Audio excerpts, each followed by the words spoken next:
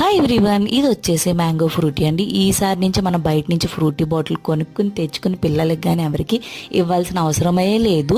మనం మన ఇంట్లోనే సింపుల్గా చేసుకోవచ్చు. 1 మ్యాంగో తీసుకున్నాను, దాన్ని ముక్కల కింద కట్ చేసుకుని జార్లో వేసుకుని, ఇది వచ్చి పచ్చి మ్యాంగో.